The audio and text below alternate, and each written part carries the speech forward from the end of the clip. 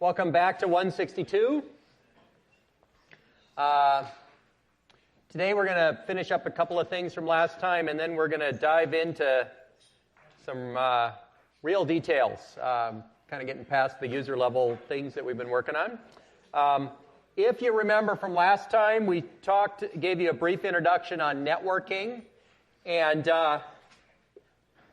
we'll talk a lot more about this later in the term, but for now, the key thing to get out of this was the different namespaces involved with networking. Thinking of host names like www.eecs.berkeley.edu as a namespace for communication is certainly a really good way to do that. It's a good way to think. And we'll talk more about DNS later in the term, but basically these host names get translated into IP addresses, which are the lower level namespace for the internet, and this is an IPv4 address, which is the most common, each one of these things being 250, 0 to 255. We're not talking about IPv6 right now. And then also, in addition to IP addresses, were port numbers, and the port numbers have well-known meanings in many cases, like port 80 being the one for websites. Some of these other ones are randomly assigned as another part of a connection, and we talked briefly about connections last time as well. I'll recall that. We talked about sockets, which are an abstraction of network I/O queue, and it's kind of one end of the queue, and or one end of the connection. And it's so basically it's both a sender and a receiver. You have two sockets on either side of the network that communicate, and suddenly you have a communication. And these were first introduced in 4.2 BSD. And we talked through how you use sockets to set up a communication. And basically the server, this is a client-server way of looking at things, the server sets up a listen socket first, and that listen socket ends up being bound to the port of interest, it's like 80 if it's going to be a web server, and then it calls listen until somebody connects, and then when it connects, it ends up getting one end of a new, when it calls accept, it gets one end of a new connection, and then on the client side, it creates a socket and says kind of what server it wants to talk to and performs a connect to actually get to the server. So here was the diagram that I thought was particularly useful. So here's the server socket. It starts by binding to the port, namely 80, and then as soon as the client sends in a connection request, the socket recognizes it because the server has listened to that socket. The socket wakes up, allows the server to do an accept, and now suddenly we have a connection. And basically the thing to remember about this connection was it was a 5-tuple. We said that as well. It's 2 IP addresses, 2 ports, and a protocol. And for now, think of the protocol as just TCP/IP. So were there any questions on this? Yes.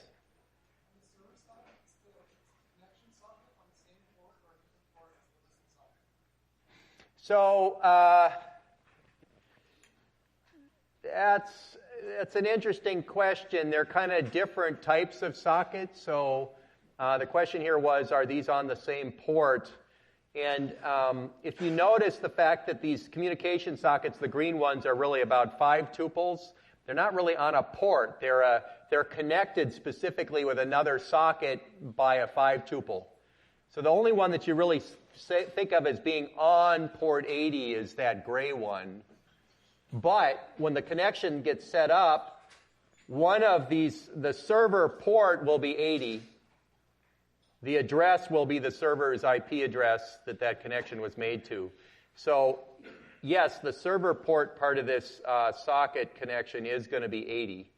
But that's really specifying this full connection, and it's really only this guy that's actually bound to 80 from an incoming connection standpoint. Yes? So, is it possible to have, if we have a connection between a given client and a given server, and then make another connection between the same client and the same server, would they have to use a different port on the same side? Yes. So if the client makes 2 connections to the same server, the things that are going to be the same about those connections are probably going to be the server address, the server port, and the protocol. So the only thing that could be different is either the client address or IP address or port. And so assuming for a moment the client doesn't have more than one IP address, it's the port that's different. Okay, in this connection process, I didn't go through this in great detail, but part of the client making a connection is that there's a random client port or a unique client port that's assigned every time a connection is made. Yeah, good. Any other questions? And that, by the way, that's in this, where did I have that here? This space down here. There's that's where the random port space are to make those connections all unique. Okay, good. So here was our final web server that we put together, where you actually saw what happened here is the server starts by creating the server socket and binding it to the address, which is a combination of an IP address, the host IP address, and port, say 80, goes to a listen. The listen comes up when somebody has actually requested it to make a connection. And why does that happen? Well, because the client created its client socket connected to the server. This connect operation starts a protocol that goes back and forth between them, which once the connection's made, then the listen call is going to come up and allow the server to accept the connection. At that point, we've got a socket that spans the two client to server. And notice that the final thing we did here was we actually forked off, at that point, a separate child to handle the connection. And that child immediately closed the listen socket because it doesn't need it anymore. And the parent immediately closed the connection socket because it doesn't need it anymore. And then the parent goes back and listens for another connection. Okay? And that was kind of how we get a web server that handles lots of connections. Were there any questions on that? And here was actually the code kind of that showed the server part of this. So the server does a listen on the socket, and this listen is going to block until some new client actually connects, at which point the server does an accept on the listen socket, and what comes back is the new connection socket. So now notice how we've got two open file descriptors, one that's we're listening on and one that's the new connection. So when we go ahead and do this fork, what you see here is in the parent process, we immediately close off the connection because we don't need to deal with it, the child does. So when we do a fork, both child and parent get both sockets, get both file descriptors. That's part of what happens during fork. And so the parent immediately closes the connection socket, and the child immediately closes the listen socket, and then the parent basically is going to go back in this loop and do its own thing. What does the actual child do? Well, the child will go ahead and do a bunch of communication over that socket, and when it's done, it'll close it and it'll exit itself, and this will be the end of that particular child process, whereas the parent is just going to keep going in this while loop. Yeah? So these sockets that are being closed, I thought they were like in common. Like I say, if you close like socket number X, then the system will just close socket number X, and every process that uses socket number X no longer can use that socket anymore. No. So what the close has done is the close has closed a given process's association with that socket. The socket doesn't actually get completely closed until the last user. Yeah. So it's there is a notion of basically doing reference counting on the sockets to kind of see when it's finally closed. But yeah, you're right. That would be kind of bad if the child could close off the listen socket. Yeah, go ahead. Is this connection consistent? So you're closing the socket after some what if you want it consistent? Let's say client might actually send multiple requests. And what happens? So if the client sends multiple requests, there are several different ways that gets handled. But what I've shown you here, basically each request will be a different connection request and it'll have a different socket associated with it. And so you could actually have more than one open socket connection at the same time using different ports, and then as a result be able to download in parallel different parts of, say, a web page. Okay, good. All right. Any other questions? It's amazing how such a simple piece of code sort of gets across a lot of ideas here, right? And some of the things that we didn't talk about, which are pretty simple, but one of the things you will encounter when you get to play with Homework 2 and deal with the web browser is, for instance, things like addresses, okay? So there is a structure called a server address, and one of the things the server is going to need to do to bind to port 80 is it needs to set up one of these addresses before it does that actual binding to generate the listen socket. And that binding says, for instance, that the family of that address is what's called an AF underscore INET, which is basically an internet address, IP v4. The family is going to be, the actual address is going to be what's called an inaddr underscore any, which at first glance seems a little strange because it's basically the server saying, I will accept incoming requests on any address. That's what that says. If you think that through a little bit, it really says I'll accept requests on any address that I have a physical interface to. Usually that just says my own one internet address, but if I actually, turns out I'm a server with several different network cards, that particular inaddr any actually says that this particular server will respond to anybody who connects to any of my IP addresses I currently have on this particular device. And that's why nobody ever bothers to figure out what my actual address is and put it in here, because inaddr any just does the right thing. And then finally, we have to say what the port is, and that will be, for instance, 80. And notice, by the way, that I say this HTONS parentheses port 80. And does anybody know what H2NS means?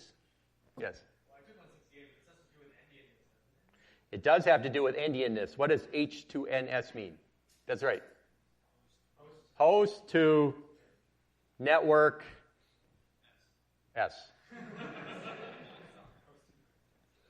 Yeah, basically what that's doing is basically putting it in special network order, which is, I think it's big endian, but it's basically a standard across the whole net. Doesn't matter which machine you come from, everybody's in the same order, and that's basically to deal with the fact that machines are different endianness, okay? And so inaddr any is already in network order, but if this had actually been an IP address, we would have to potentially do something with that to change its order. All right, and then of course on the client side, the problem is the client doesn't actually know what the IP address of the server is, and so here, what for instance you might, if you were to look at code, you might have something like a build server address function, which has, this is the server address structure we were just looking at. This is a pointer to one that you've allocated, but here's a host name string, so that might be www.google.com or whatever. And what port number you want to connect, this might be 80 or 443, depending on whether you're doing regular browsing or using HTTPS. And inside here, I didn't want to go in great detail, but you're likely to do something like get host by name of that host name, and what comes back is a host entry. And assuming that it wasn't null, namely you didn't ask for a non-existent server, then we can go ahead and pull out the IP address from this host entry, which is kind of what this code is doing. And when we're done, we have resolved the thing we're looking up that's the host name into an IP address, and then we can use that outgoing servaddr for later parts of the connect. Okay? So I don't want to go in great detail on this, but I just wanted you to know that there are these functions that do things like resolve a host name into an IP address. Okay? All right. So unless we had any other comments or questions on this particular example, I'm going to now dive into our, start getting some real details in here. Is there any other questions? Okay, so you should have enough to start definitely playing with Homeworks 1 and 2. We've actually covered a whole bunch of stuff. It may seem a little surface level, and it may seem like we've gone too quickly, but that's okay. The key idea of these first few lectures has been getting some ideas and words into your brains so that you can pick them up later, and some basic associations at the beginning here. So this was kind of our goal in the first couple of lectures, was to get you going. Okay, and I understand that also in sections, we typically have a vocabulary list. You go through and do some discussions of that too. So this is all about getting you to understand the nomenclature. And this is really, we're going to now take kind of a spiral approach out. So we've been working in this middle bubble of giving you an introduction to a bunch of OS concepts with enough detail that you can do the individual homeworks and start actually using the concepts. And now we're going to dive in under the covers and see how they're actually implemented. Okay, so that's where we're going. And let's go back to the process now and deal with processes and threads in a much more detailed form. And I want to first say, what is a process again? So a process is an operating system abstraction to represent what is needed to run a single program. And the traditional one, notice the word traditional up there, had no concurrency in it and basically had a single thread inside of it. Okay, and we usually sometimes we sort of debate whether to even bring up what a traditional Unix process is. The reason I do this is it's very easy to get confused if you read old textbooks or you read even some newer textbooks and they say, well, a process has, it has some protected memory and runs a single, something. Maybe they don't even say thread, but it runs a single program.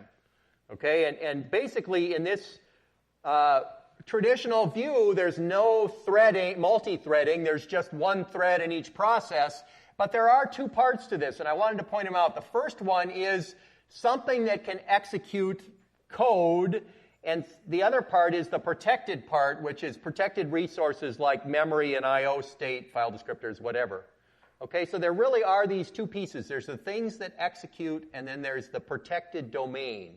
And what we're going to turn this into again, and we've already done this once, and we're going to do it again, is the protected resource portion is like a container. Think of that as, you go to the container store and you buy one of those clear plastic bins. That's the protected resources. It's the memory protection. It's the file descriptors, and we can put file descriptors and memory into that bin, and it's now protected from the other bins when we put it on the shelf. The other thing we can throw in there is threads, which are going to be the execution portion. Okay, so a process is a container that contains these protected resources as well as some threads.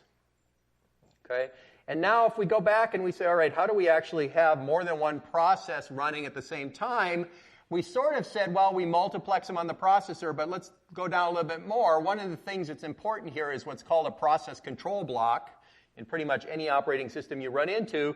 And this is really some memory that's allocated inside the kernel that serves as a snapshot of everything about the process. So when the process isn't running, everything you need to know about the process is in the process control block, including what were its registers, what was its PC, what's its stack pointer, all of that stuff is in here. All right, so that if we need to put it to sleep, we put all the information in the process control block. If we need to wake it up, it's all in the process control block. All right, and now we can give CPU to different processes by manipulating the process control blocks. Okay, and this is just showing you some of the things that can be in the process control block. This is very operating system dependent. And now, the interesting question about how to multiplex these is how to switch between different process control blocks in a way that preserves the protection. Okay, so for instance, each process gets its own memory space, which means that when we go from process to process, we're changing the memory mapping. Or each process, we'll talk more about this in a little bit. So, how do we do this? Well, I showed you this before, but this is a context switch. So process 1 is running for a little while, or process 0, is running, and then something causes us to go back to the operating system. We'll talk a little bit more about those somethings in a moment. And the operating system maybe makes a decision that process has had enough CPU, in which case we save everything we care about process 0 into the process control block. We reload all the state from process 1, which is the next one, and then we now return But when we return from the operating system in this case, we're returning to process 1 instead of process 0. So process 0 went into the operating system. We come out in process 1. All right, and then process 1 runs for a little while. Then we dive into the kernel for some reason. We save its state. We pull all the state for process 0 back into the machine, return, and now we're executing process 0. So you can kind of see how we go back and forth now between processes 0 and 1 doing this multiplexing. And all of this stuff in the middle here is context switch. And in some sense, it's all overhead. So ideally, that stuff would be 0 time, but of course we know nothing is 0 time.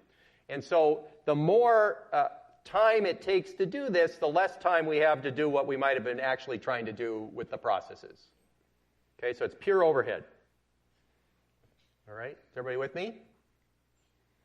Now, we'll talk about several ways to reduce this overhead. You know, we can basically be saving and storing less state. That would be one way to do it. That's kind of where threads come into play. We could put some hardware at it. That's multi-threading through or hyper-threading. So there's lots of options there. So let's look at what a process does when it's in the kernel. So it's got a life cycle. So when you first create a process, like through fork, okay, it's new. Okay? That's kind of makes sense. Once that new process has been created, what do we really mean there? It means we've created a process control block for it. We've found it some memory. We've got all its register state initialized in the process control block. And once it's finally a valid process, then we can admit it into the system for executing. And in the system really kind of means put it on somebody's ready queue so that it can execute when the CPU becomes ready. So just because we've created a process doesn't mean it's actually executed any instructions. Okay, and once it's ready, then potentially the next time that there's a scheduler decision, maybe it'll be pulled off the ready queue and actually loaded into the processor, and now it's running. Okay, and then sometime later there will be an interrupt of some sort or whatever, in which case we go back to the ready queue and we're not running anymore. Now, the fact that we're not running doesn't mean that somebody's not running, and so probably we're on the ready queue, but somebody else is running. Okay? And then, of course, we do this for a while. And then, at some point, maybe we decide to do some I.O. I want to read from a disk. Well, reading from a disk is a lot of time, takes a lot of time. How many instructions worth of time? Okay, 1 million, good order of magnitude, all right? Very good. You caught that from a couple of lectures ago. Varies plus or minus a few orders of magnitude, but when it comes to something that long, we can be astronomers, right? And so we're not going to hold up the processor while we're doing the I.O., so we actually get put on a different queue, a waiting queue, which is different from the ready queue. The ready queue is saying, well, I am actually ready to run, so put me on whenever you can. A waiting queue says, gee, I'm not ready to run, I'm actually waiting. Sometime later, the I.O. completes, we get put back on the ready queue, and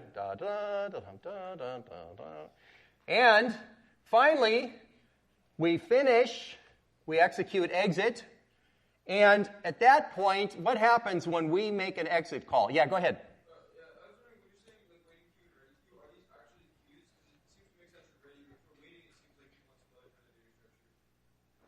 They're actually queues, okay? And I'll show you why in a second, but you need to, in some sense, every process control block needs to be kept track of somewhere.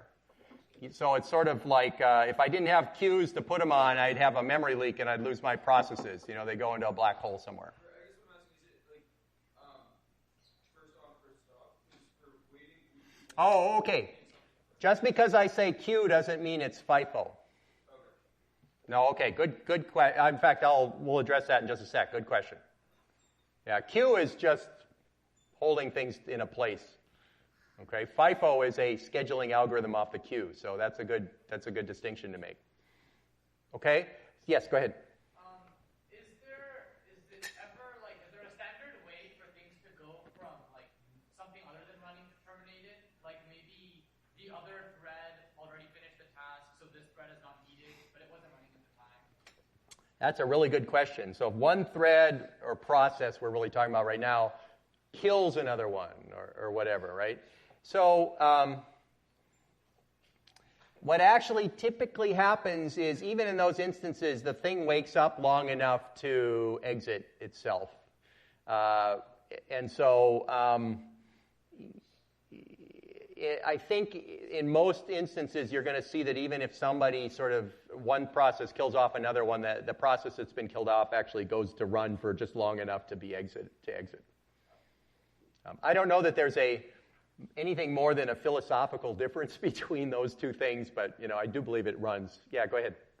Say you call wait on a process, like wait or like sleep or whatever, and then it's going to go to ready, but say you want to wait for 2 seconds, and then when it goes to ready, I think it's like another second or 2 seconds, so wouldn't it actually wait for 4 seconds instead of 2? Okay, so you do sleep, might be a system call or something like that for 2 seconds. So, and then you wake up, you get put on the ready queue. In principle, if you're way overloaded, it's possible you won't run immediately. That's true. However, the context switch time, which is kind of the typical time cycle for going between running and ready, is not something we've talked about, but that's usually between 10 and 100 milliseconds. So it's not going to be a lot of time unless you've got hundreds of processes waiting to run, in which case your machine is kind of dead anyway because it's nobody's running. And so finally, I wanted to say, once we do the exit call, we're terminated. And by the way, we can be in a terminated state for a while. What do we call that state? There's a very popular TV show about this now. That's the zombie state. Isn't there like a zombie apocalypse TV show that's very popular these days? I was just hearing about it. But anyway, well, there is The Walking Dead, but there was something. Oh, that is The Walking Dead is what I'm thinking about. So anyway, sorry. Very good. So I have to admit I haven't seen it, so I apologize. The thing that's interesting about this is why would a process stay stuck in the terminated state for a long time without going away? What are we waiting for? Yes? We're waiting for the parent to read its return code. That's great. Because the return code from exit's put in the process control block, so we don't want to get rid of the process control block until that return code is put somewhere. Okay? So that's exactly why we might stick around in the terminated state. So I wanted to just throw out this particular diagram. If you imagine that the process control blocks of all the processes in the system are somewhere, what we're really saying is they're kind of flying around in a whole set of queues. So every process control block is in some queue. This idea of the ready queue and running is really that, those things that are actually running kind of go from the ready queue to the CPU, and then the timer goes off, and they kind of go like this. But there's many other queues, like I do I/O, or I create a new child. In that case, what actually happens is maybe the child executes a little bit, and then we both get put on the ready queue. Or if I'm actually waiting for some sort of communication from another process, I might go on a wait queue waiting for a signal or something like that. So there's lots of queues that I could be waiting on, but it's really only this ready queue that says I'm immediately ready to have CPU thrown at me. Okay? So the ready queue and various other I/O device queues, basically when a thread isn't running, it's on some scheduler queue of some sort. So what's interesting here, perhaps, is that the ready queue is a queue that has a linked list of all the things that are ready, or, who knows what the exact structure is. The point, though, is that this is not necessarily a FIFO queue. This is a queue that gets scheduled according to some scheduling algorithm. And it could be, when we start talking, we're going to talk a bit about real-time scheduling later in the term, it could be that things are in a certain order, but we want earliest deadline first, and there's something in the middle that has a deadline that's the earliest, and that's the one we'll pull off the queue. So deciding which one to pull off the queue is the scheduling algorithm. That's exactly what scheduling means. And when we come to I/O, there are all these other things, okay? And in the case of I/O, there's device-specific reasons, like, for instance, a disk. It may be that we have a bunch of requests out, so they're all sitting on that wait queue. The first one that comes back, we pull that guy off of the queue. Okay, so the scheduling of pulling things off of the disk queue may actually depend on when the results are ready. Okay, not necessarily FIFO. Okay, so any questions on that? Yes? Oh, what's with the grounds? That's null. That's what happens when you have an electrical engineer writes down null. And actually, if you don't have it ground and it's floating, then you have all sorts of weird things happen. You know, electrical sparks mess up the CPU, and it's just bad. Yeah, those null symbols mean, those ground symbols mean null. Any other questions? I should change that someday, but. Has anybody else seen ground symbols for null? I've actually seen that in places, but okay. So group signups. We're past the deadline for dropping, and group signups. The form I understand from my TAs are going to be out by Friday at the latest, maybe tomorrow even. Your groups need to be finished by Monday, so we definitely need to see sign up. And we're actually probably going to say we'd like to see it Monday at the beginning, like by noon or something, okay? So we want to see this earlier on Monday. The form will kind of ask which section you attend. Ideally, what will happen is all members of the group are going to attend the same section. And part of this is making sure that your TA knows who you are. Okay, now we're not going to enforce that like we have in other terms, but you should think through that carefully because it'd be good for you to be in the same section because that's a good way to make sure that your TAs know you. Okay? Now, I did manage to find a room. I said I didn't last time, but we managed to find one. So we're actually going to move one of the Friday 10 to 11 sections. And the reason we're going to do that is because right now that we have two sections on Friday from 10 to 11, and between the two of them are about 15 people total, which is just, not good use of TA time. So what we're doing is we're moving one of them, and we picked one, whatever one's in 3102 Echeverry is getting moved to Thursday, 12 to 1. This does not mean that you're forced out of the Friday 10 to 11. In fact, ideally, we'd have more people that go Friday 10 to 11. So those of you that really love Friday 10 to 11, there's another room across the hall. So we're not kicking you entirely to the curb, but we would like people to start potentially using this new one on Thursday. And the really key thing about all of this is you want your TAs to know you. So if you are in a super inflated size section, then they're going to have a lot more trouble knowing you, and that's an important part of the participation grade. So it's probably in your best interest to move out of the really big sections. Okay, any questions on this? Yes? I'm confused on why a team has to go to the same discussion. Like, even if we go to different discussions, so that they can even know us. Well, it's the thing is that your TA that's handling the projects is going to be in that main section, and so it's sort of good they see your interaction from a bunch of different ways. It's just part of getting a better handle on you, which is good. It's always good. It's always good for your TA. I would say it's very rare that knowing your TA or having interaction with them is a bad thing. So, finals, conflicts, make sure I know any more this week. Need to know your TA, said that out of order. Last thing I did want to say, and we've had some postings, but I wanted to say this in person. We've had a few cases where there's been Piazza postings that were long and multiple postings from the same person over the course of, half an hour might be 6, 7, 8 postings from the same person. Sometimes the post is sort of, I can't figure this out, and then 10 minutes later, I figured it out. Okay, you should reserve Piazza for questions you've spent some time thinking about, okay, trying to figure that out. And one of the things I wanted to point out is one important part about an operating systems class is learning your tools for figuring out information. And one of the big tools in Unix or Unix variants, which is what we're dealing with, is the man command. And man is amazing. So man basically gives you all the information about commands and system calls and things like that. And furthermore, you can even type something like man something into Google, and it'll give you a man page. So you don't even have to be running on a on a Unix shell when you type man. So this is an example of a command you can find rather useful.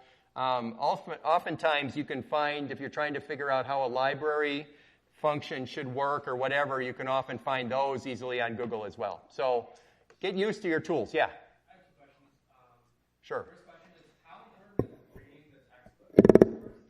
The textbook actually is, I would say, going to be pretty useful tool because a lot of what we're going to be covering is in the textbook. So, what I mean is, like, if we're attending lecture and everything, going to discussion, like, is it really that important to be reading, like, 50, 60 pages? Well, I think the 50, 60 page thing was, here's parts of what we're covering today for the first few lectures. It'll be less. I apologize with the 50, 60 pages. There's a pretty heavy read load there, and that was mostly about skimming. Okay. I'll be more focused about this as we go on. And my second question is, like, how useful do you think it is to maybe, like, look at, say, the kernel code for, like, FreeBSD or Linux in conjunction with the concepts in the source? I don't know. I think if you have a good source to some code preloaded, that's always useful to see a different point of view. Everybody implements a little differently. I think Pintos is kind of our source that you should be able to look at. But I'm certainly not going to dissuade you from having a Linux distribution to take a look at stuff. Now, what you're not allowed to do, we kind of talked about this before, is you're not allowed to directly copy things out of some other distribution into your homeworks or things like that.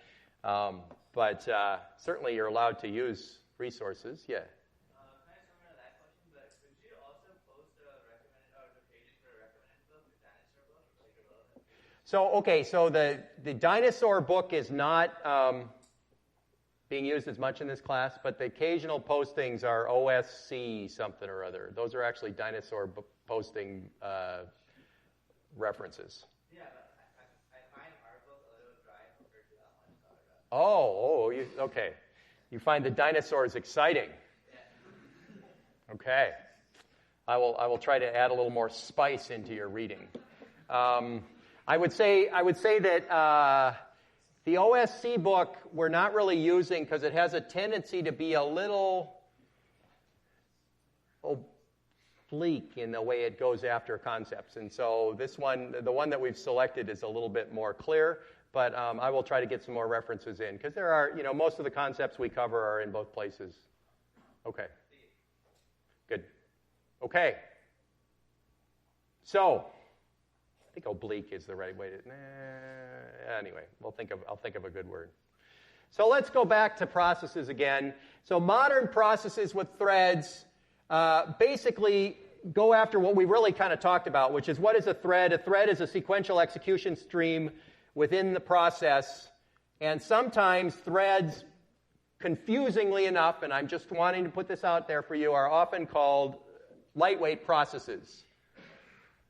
That is a really bad term. In fact, if I ask on the final or the one of your exams, what's a really bad term for thread, you could say lightweight process. But I just wanted to put it out there because it's been used. But basically, there's no protection between threads, and process is still the container, okay? And so now a process has multiple threads in it, okay? And a multi-threading is really a program made up of a number of different concurrent activities that has multiple threads in it, okay? And multitasking is an old Ada term. And again, why do we separate this concept of thread from the process? Well, basically the thread is the execution concurrency part, and the rest of the process is the protection domain, okay? It's the container, okay? And so here is a way to look at those two things. Here is a traditional heavyweight process with only one thread in it. It's got code, data, files. It's got register and a stack, and a single thread. Looks pretty sad in there all by itself. Here is a more modern one in which we have code, data, and files that are shared across all of the threads, but every thread has its own space for registers and stack, and there are many threads that are working together inside of that one process. Process is the container. The threads are the execution component, okay? Hopefully this will make sense eventually. So threads encapsulate the concurrency, and the address space portion, for instance, encapsulates the protection. Okay, and so threads are the active part. The address space portion of the process is the passive part. And if we do this right, these threads can't mess up this thread and vice versa. Okay, the threads in a given process can screw each other up, but they can't screw up threads from another process. That's what the protection is. Okay, and so why do we want to have multiple threads per address space if these threads are not actually protected from each other? They can screw each other up. Why would we even want this concept? Yeah. It might be cheaper to run a bunch of concurrent processes as threads, concurrent execution streams as threads, because when you get them, you don't have to do a whole context switch. Yeah, exactly. Threads are cheaper. Okay, and when one thread communicates with another, since they're all sharing the same address space, they can just read and write memory. So they can have they can have an object in each of them reading and writing it, and there doesn't have to be sort of cross-process communication, which can get tricky. Now, we can do shared memory between processes too, but we'll talk about that later. The other thing is the switching between threads inside of a process is a lot cheaper than switching between processes, because the process switching, you actually have to reestablish the protection domain, a different one, for the new process in order to start it up. Okay, so there's more work in switching from one process to another than there is from one thread to another. Okay? Now, so what's the state of a thread? Well, we had a process control block, right, for processes. So the state of a thread basically is going to be similar, but now these thread states have shared aspects to them. So basically all threads in a process share the memory. They share the I/O states such as file descriptors, network connections, etc.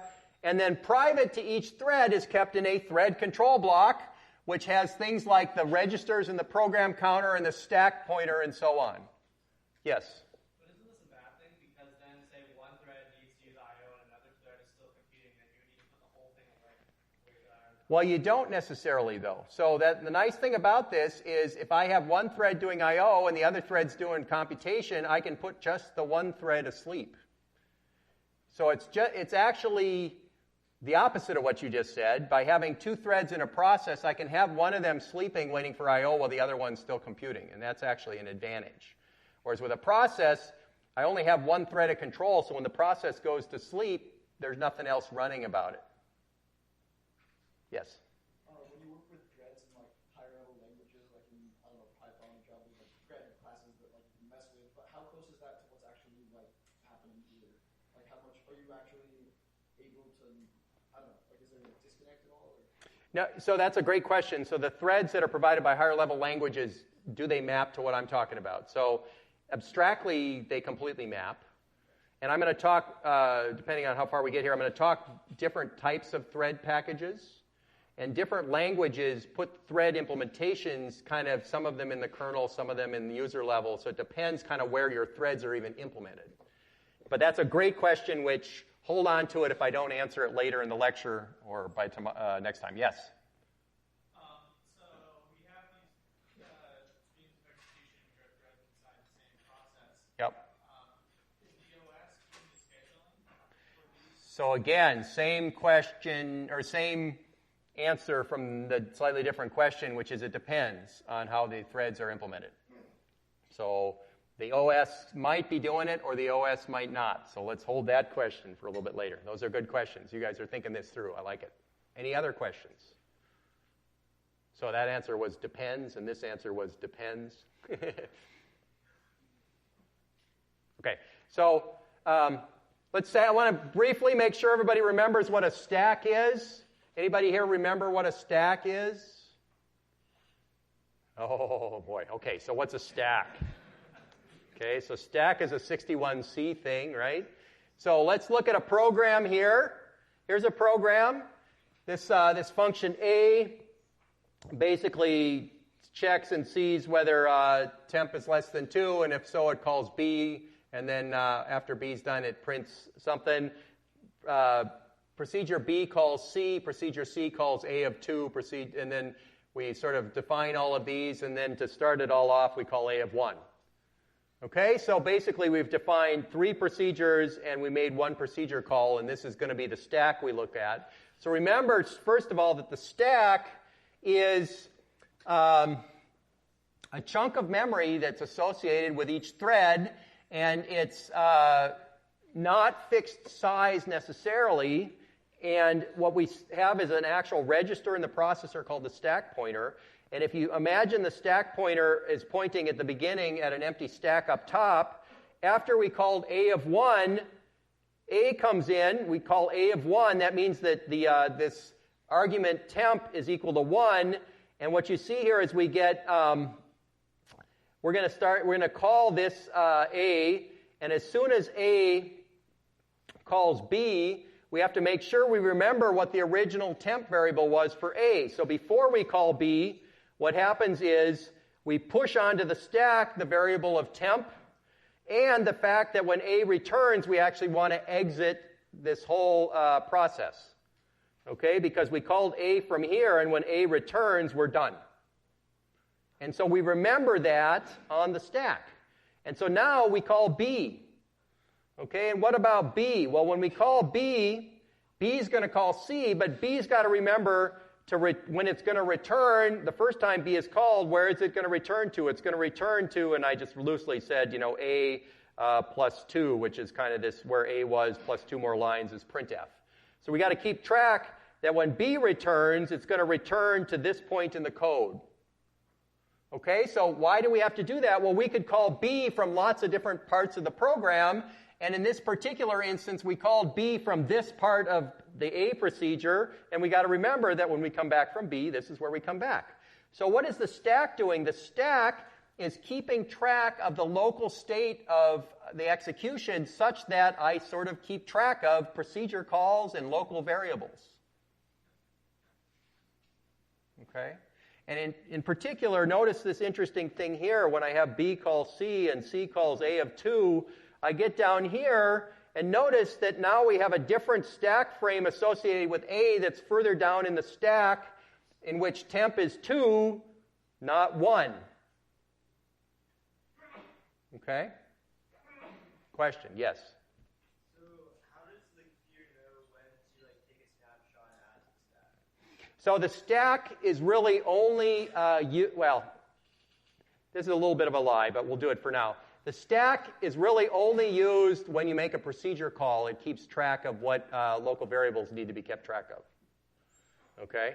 Now, the reason that's a little bit of a lie is because when we actually call procedure A, what really happens is we come in with a certain stack frame pointer location, and the local variables are actually allocated on the stack right then and there. And so when we say what is temp, temp is potentially on the stack frame from the very beginning. Yes? So what if you have some object that you're passing through that mutates later on further down the stack? How do you have a separate point to retain the state?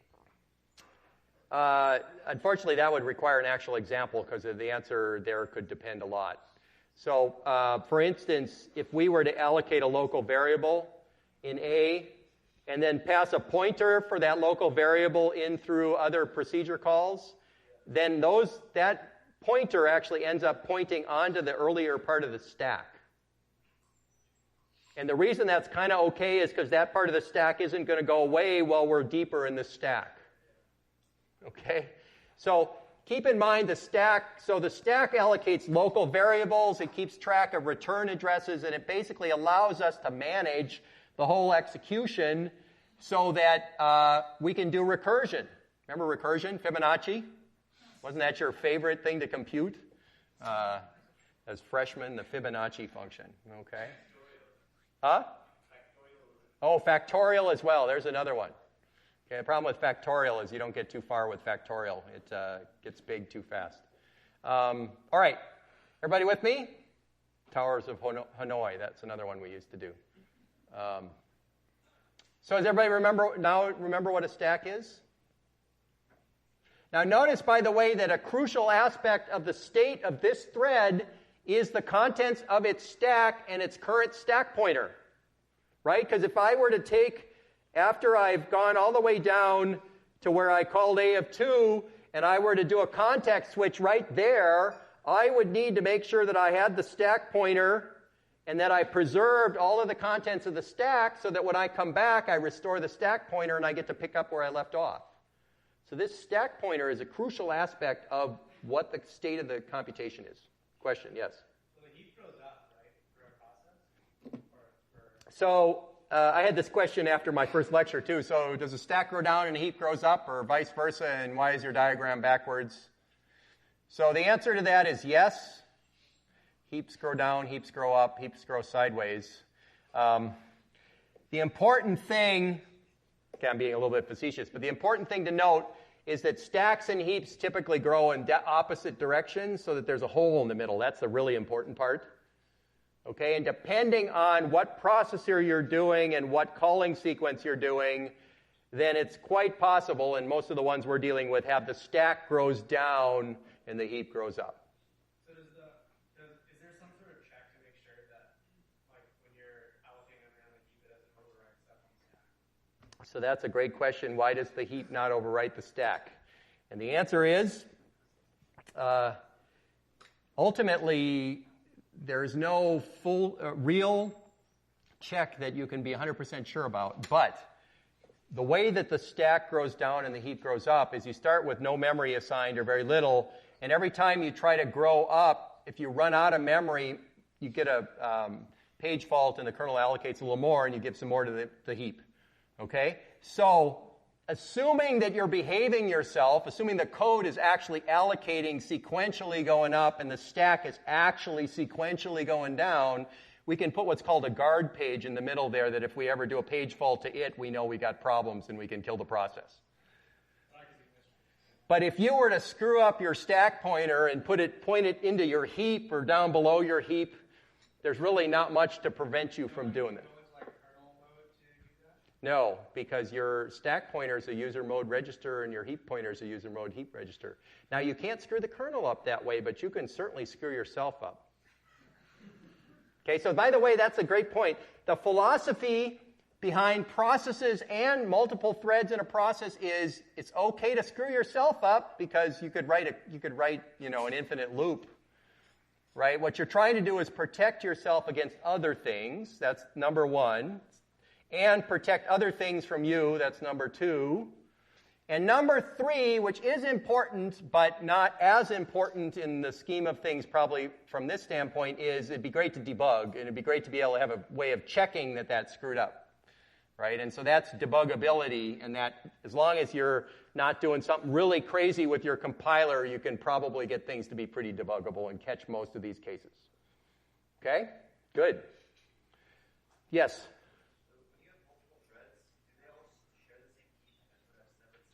Yes, they all share the same heap and have separate stacks for multiple threads in a process. And the reason for that is that each thread, a given thread might allocate an object, and then another thread, it might write into the object, and the other thread reads from it, and that's exactly how you're getting the parallelism you're going after.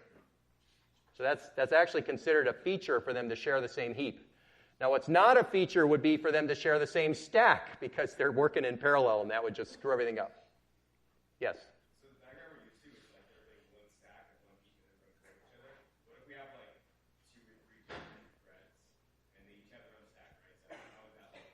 Okay, so we'll get to that in just a sec. That's a good question. So let's look at a motivational example. Okay, as far as you have figured out, by the way, pi is one of my favorite numbers. I mean, who couldn't love pi? But suppose we write this program. What's wrong with this program?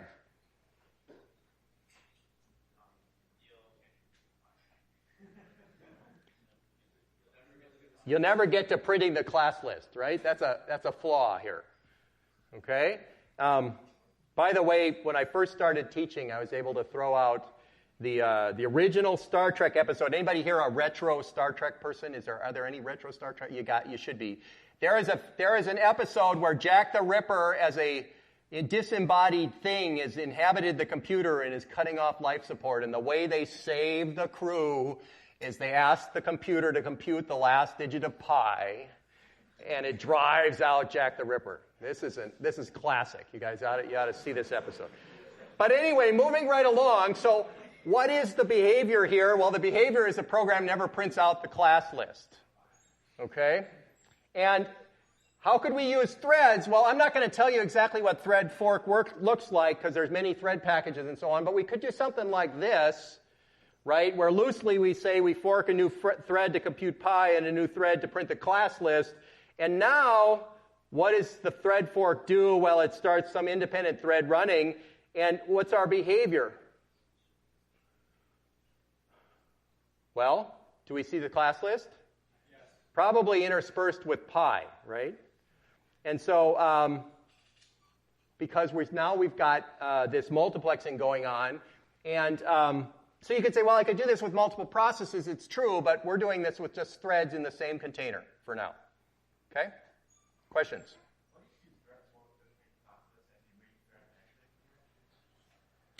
Oh, what happens if I do the print class list and then this thread exits? Yeah. Then, so that depends a lot on which exit you use and what thread package you've got. So whether it actually exits the whole process or just this thread is completely dependent. You could imagine both. Okay, in fact, you can do both. So the memory footprint of two threads, you could say, well, look at this. Here is, in theory, and I think this is going at a question that was earlier, is what does the actual memory footprint look like? Well, remember, we've got a shared address space for both threads, because they're in the same process. And so in principle, we've got two stacks and a heap. Okay? And the problem with two stacks and a heap is it's no longer possible for them to both go, so all the stacks and the heaps to go in different directions because there's only two directions and we have three things. Okay? So this is an interesting challenge whenever you start getting into multi-thread packages. And in fact, because the two threads can overwrite each other's stacks because there's no protection, if this thread got into some sort of infinite recursive Fibonacci loop, it could easily sort of keep growing until it went into stack number 2 and screwed you up. Okay, and again, there are ways to protect against that with guard pages and stuff, but just keep in mind that this is what it means to not have protection between threads. Okay? All right. Let's take a brief break. We'll come back and continue. By the way, while you guys are breaking, I'm going to put up some actual thread operations like fork, yield, join, and exit. And most thread packages have combinations of these.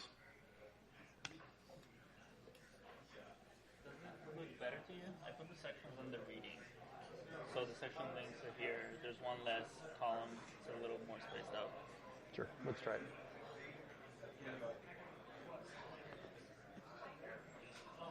Either one seems fine to me.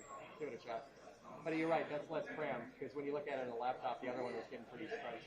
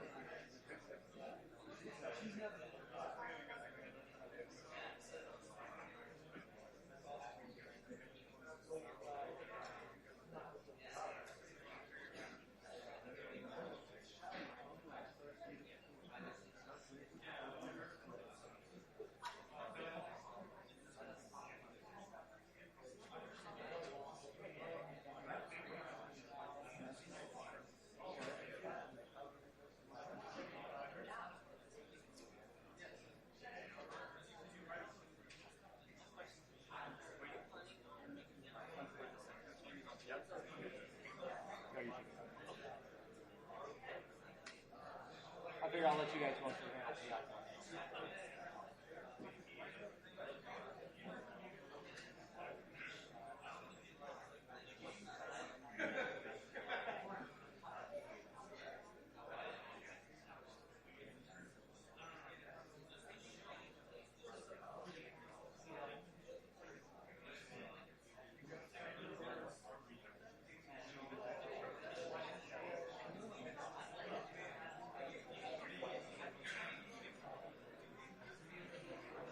All right.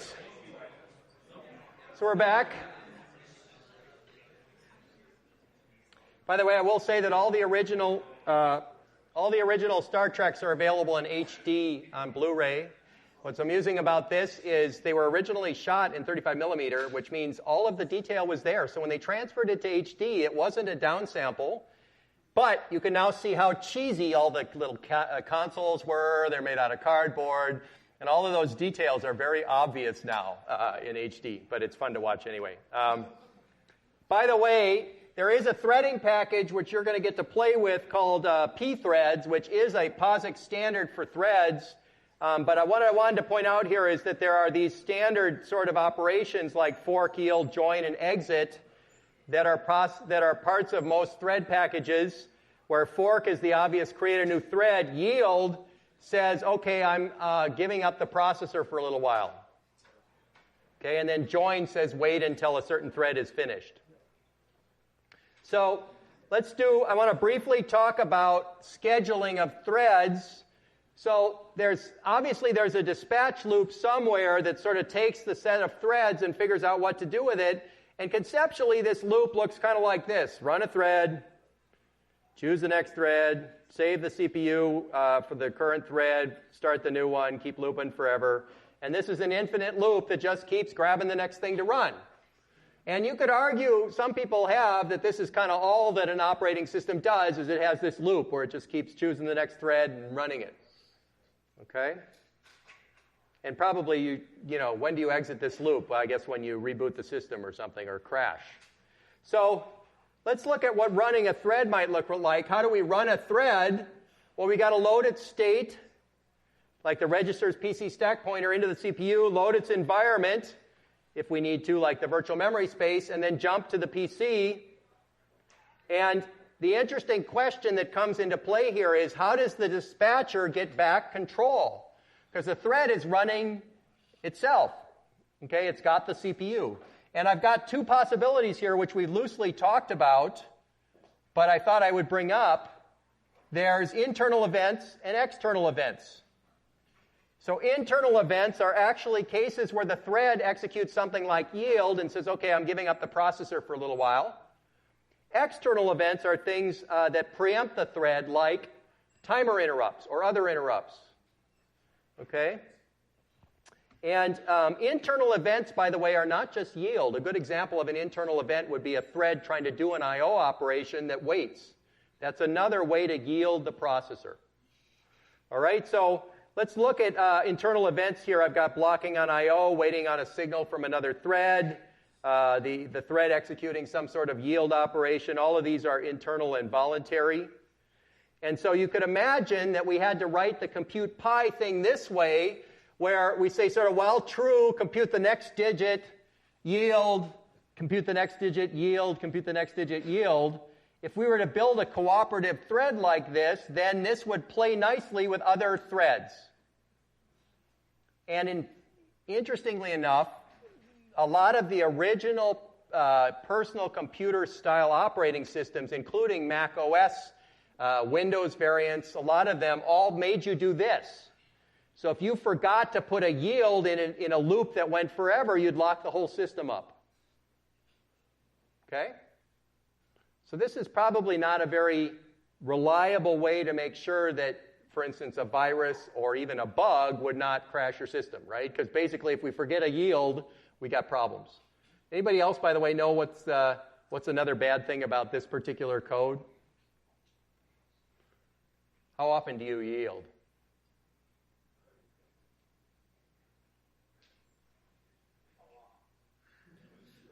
Well, do you? Actually, it turns out that each successive digit takes longer and longer and longer because you're doing an expansion. So what happens is you start out yielding quickly, and pretty soon you're like yielding, every day, every week. All right. So here is what we kind of look at for that stack. We're computing for a while. We yield. It traps to the operating system because the yield is a system call in this case. And at that point, we call run new thread, and we do a switch to the next thread. And how do we run a new thread? Well, we pick the thread, and then we do a switch of the context. And then maybe do some housekeeping that might be some cleanup. But what is that switch, okay? Well, switch is kind of magic, okay? Switch is the magic. It might, let's see. I'm sorry, I'll show you switch in a moment. But switch is kind of an interesting piece of magic that's very processor-centric. So let's look at the stacks for a moment before we talk about switch. So look at this code. This code has A calls B, and B says sort of while true yield. Okay, so I'm just putting A in there to give me more stack. And what I'm going to do is have two threads, S and T, both running A. Okay, so what does this look like? Well, one processor. So thread S runs a while, A called B, and B is, doing its while thing. It calls yield. And by the way, somewhere in this is going to be when we're done with yield, we return to this point so we can go back to the loop. That's all in the stack there. But yield goes into the kernel, that's what red says, and runs a new thread which calls switch. And switch, assuming this has been running for a while, pulls up the same point in thread T's stack and then just does a return. Return, return, return, return. And we're running thread T. And then T does the same thing. The switch happens, and then we return, return, return. We're running S. Now, this is a kind of a weird thing. When you start talking about two threads running on the same CPU and switching them back and forth, the magic is really in the stack. Okay, as well as restoring the registers, because we have to make, once we switched over to that other stack, once we start returning from the stack, we'll eventually end up returning from yield, and we'll end up returning from a different yield than the one that we entered. We entered S's yield, and we returned from T's yield and run for a little while. Then we enter T's yield, and we return from S's yield. Okay? All right, how's that for blowing your mind? So what does switch look like? Switch is simple. Okay? Switch basically is just a procedure that saves out a bunch of registers into the TCB of the first thread and loads a bunch of registers from the TCB of the second thread and then just does a return. So switch is a procedure call, except this procedure call, when we call switch, this return is returning off of a different stack, and so we call from one thread and we return into a different thread. Kind of weird, right? Kind of cool, yes. What if that conceptually then have a T new in that old thread that we have to know about? Yeah, so if you notice, this switch is saying, here's my current thread and my new thread. So it's basically, I'm calling this from the thing that chose threads earlier. Okay, because it's sort of saying, here's what I'm running, here's what I want to change, and then when we call in here, it actually does the magic. Okay, yes? So in the picture that you showed us, it looked like when you go to the new thread, you enter into a call to switch. So does switch have to do work to kind of put that function call in the destination thread where there wasn't one? Well, what I've done here, which is a little confusing, and I'm not going to go into it in detail now, is I've started this up such that S and T are already running and have been for a while. So assume that S and T have been running for a while, and all we're doing is switching back and forth between the two. There's clearly some startup where we sort of initialize S, and we have to get down in there. So don't worry about startup. Just think about the steady state here. So like after it switches, does the switch function have to append the run new thread and switch onto thread T, or is that just kind of like? No, because the run new thread, we called the run new thread procedure call with T as the new thread. It goes through switch where T is the source of the new TCB. We load those registers, and now magically this going from here to here is really about us changing the stack pointer and the registers, but we're doing that all in assembly language so that then when we return from switch, we actually return to the run new thread that was called a long time ago from T, because we've got a new stack, and now we return our way back up the stack. Okay? Now, I'm going to leave you guys to ponder this a little bit. Go ahead. Yes? Two questions for you. One, are the red frames on the kernel stack? Yeah, the red things are, think of them on a kernel stack, yes. What is run new thread exactly? Well, it's this procedure I actually showed you a little bit earlier here. It picks a new thread and then calls switch. So it's a procedure that calls another procedure, which is switch. Okay? Yeah. So I wanted to clarify what you were saying about it'll constantly return back and forth. So when it switches, it'll go back up to the top of the while loop and then yield again. Is that what you're saying? Yep. And then it calls run new thread, and assuming only S and T are in the system, run new thread can only pick the other one, which is why it's going back and forth. If we had other threads, then we'd have interesting scheduler doing who knows what. Yes? Is there a limit to the number of threads in a process? Sometimes, usually if you don't have an actual explicit limit and you allocate too many threads, the system just dies. Sometimes thread packages have explicit limits, not always. So that was a depends answer. Yes? So does the PCB point to all these TCP? Yeah. So PCB will point to the thread control blocks. I'll show you a picture like that in a moment here. Okay, I don't want to go any longer on that little switch back and forth, but I want you to think about what it really means to change out all of the registers and stack pointer of one thread and put the other ones, of another thread in, and then return from where you called. You're in a different context than you're executing that other thread. So that's the interesting thing to think about. And I'm going to leave that with you. But I wanted to say something interesting here. What if you make a mistake in that little switch piece of code? You get really weird errors. Okay, so this is probably one of the most debugged piece of a kernel is the switch statement. Okay, because if it screws up, you're going to get really weird failures. And the other thing is there some way to have an exhaustive test to make sure switch is right? And the answer is really no, there's kind of too many combinations, so you just got to be really careful. And there is an amusing cautionary tale. There was this kernel called Topaz from Digital Equipment Corporation that was very clever. The person who wrote the code saved one instruction in switch, which, by the way, is important because switch is used every time you switch, right? It's pure overhead. They saved an instruction in switch by being clever, assuming the kernel never got bigger than a megabyte in size. And, of course, they documented this thing, okay? So it was well documented. What happened? Yes? Well, maybe they did, but they didn't read it for a long time and they forgot, right? And they made the kernel bigger.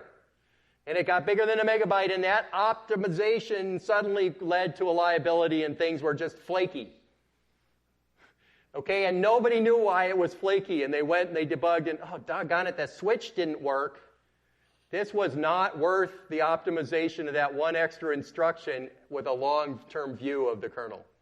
So, cautionary tale. Moral of the story is perhaps, especially when you've got something that's at the core of what you're doing, you want to be maybe careful and simple rather than clever, because sometimes clever is not clever. Okay. So here's some numbers. How frequently do you perform context switches? So a typical number to keep track of is 10 to 100 milliseconds is a pretty common time. Okay. And if you were to actually look at some context switch times on modern processors, 3 to 4 microseconds is kind of right there. Thread switching is a little faster than process switching by 100 nanoseconds, so that's not a huge amount, but it's there. Switching across cores is about twice as expensive, so this switch statement is pure overhead, and you can start talking about how expensive is it. And the context switch time increases pretty sharply with how much of the cache that you're changing. So what's really matters here is if thread S uses a lot of caching, and then you switch to thread T, T's going to mess up all that cache data. When you go back to S, maybe it's slower because you got to do cache misses, okay? So context switching can often depend a lot more on caches and memory usage than it does on the raw code of switch, but it's still it's pure overhead.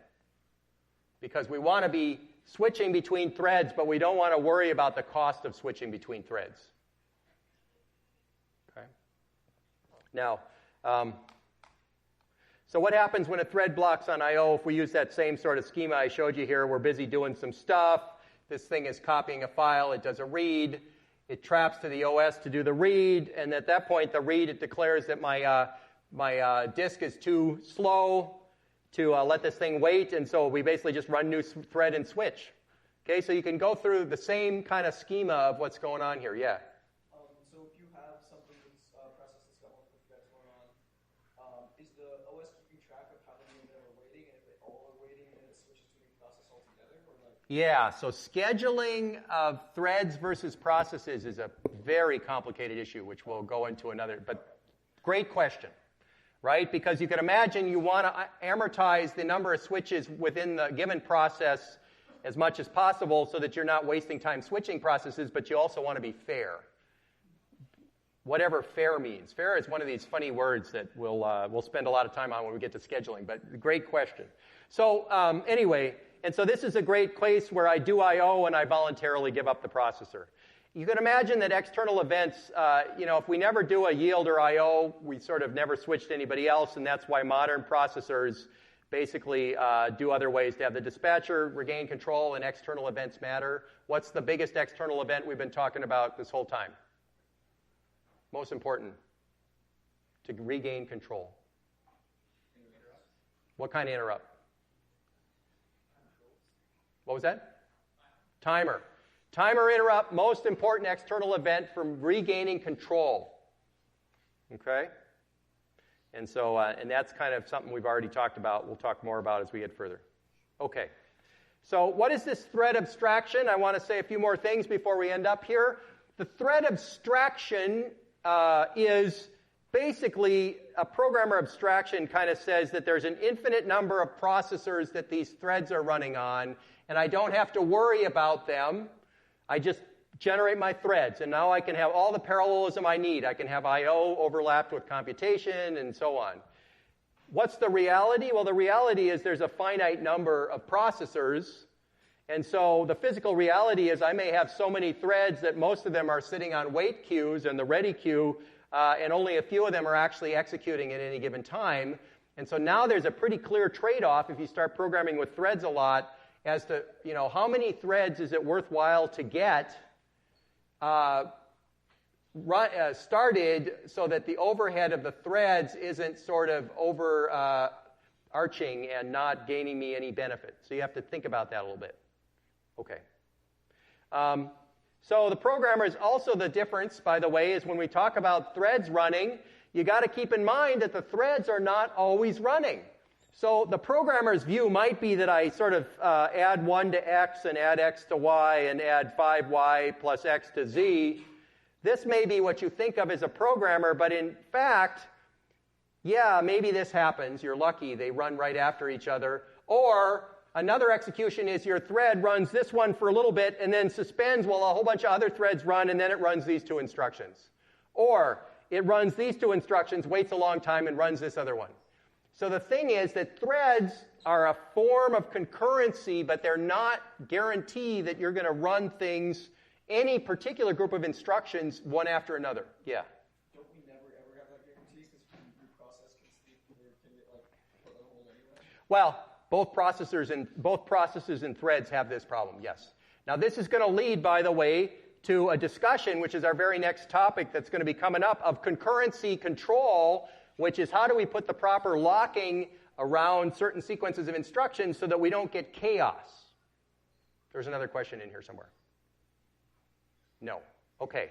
So lots of different executions. I want you to not think that because you create a bunch of threads that they're ever going to execute in any particular way. So we could run thread 1 to completion, thread 2 to completion, thread 3 to completion. Or if we have a multiprocessor, we could run all threads in parallel, or multi-core. Or we could run a little bit of 1, then a little bit of 2, and then a little bit of 3, and they're arbitrarily interleaved. Okay, so the existence of threads is not a guarantee on execution order at all. And this is going to be the most important thing we're going to have to deal with as our next topic, how to deal with that. So what's the life cycle of a thread? Looks very similar to a process. You create it, it's on a ready queue, it runs for a while, maybe it exits, maybe it waits. Same sort of thing as a process. Except the question is kind of where is the scheduler for this? And we'll talk a little bit more, we'll talk a lot more about this next time. But if you notice, again, just to emphasize, shared versus per thread state, multiple threads in a process all share the heap. They share the same global variables. Those are the variables you declare at the top of your C files. They share the code. Each of them, however, has their own thread control block, their own stack, their own registers, etc. Is that clear to everybody? Okay, so a process is a container which has an address space, and we put threads in it. Okay? And so each thread has a thread control block, scheduling info, pointers to the enclosing process, etc. All right. And this was the picture somebody asked about. So basically, in principle, each process control block points to a bunch of thread control blocks. Okay. So I think that's what I wanted to say. We'll talk a lot more about this next time. But in conclusion, we said that processes have two parts, the thread part and which is the concurrency part, and the address spaces, which are the protection part. Concurrency is accomplished by multiplexing the CPU in time, which is unloading the thread, loading a new thread. We talked about protection is really about restricting the memory mapping and so on. We'll talk more about that. And various textbooks talk about processes, but they're not always clear whether what they're talking about. So for this class, we're going to say a process is the container. The threads are in the process. There can be one or more threads in the process. You guys have a good Wednesday. Don't forget to sign up for groups by Monday at noon.